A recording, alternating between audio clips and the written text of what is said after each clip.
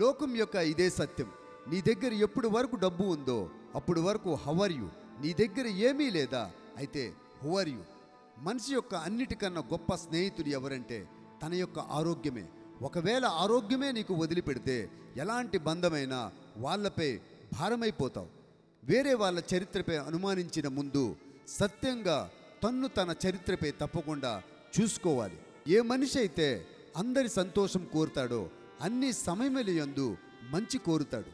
ఎందుకో మరి తెలియదు, ఆ మనిషి జీవితంలో ఎప్పుడూ ఒక్కడిగానే ఉండిపోతాడు. చాలా దగ్గర నుండి చూసా ఈ లోకమును, చాలా దగ్గర నుండి చూసా ఈ లోకమును. అందుకే అందరికన్నా దూరంగా కూర్చొని ఉన్న. నవ్వు నేర్చుకోవడం పడుతుంది, ఏడవడం పుట్టుకతోనే మొదలవుతుంది. రంగు వాడుచున్న బట్ట రంగు మార్చుతున్న మనిషి ఎంత వేగమైతే అంత వేగంగా మీ యొక్క బీరువా నుండి తీసేయండి.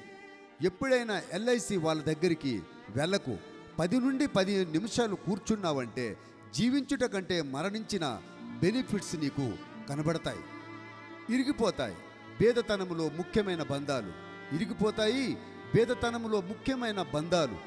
వేల కొలది స్నేహితులు అవుతారు ఎప్పుడైతే నీ దగ్గర ధనం ఉన్నప్పుడు.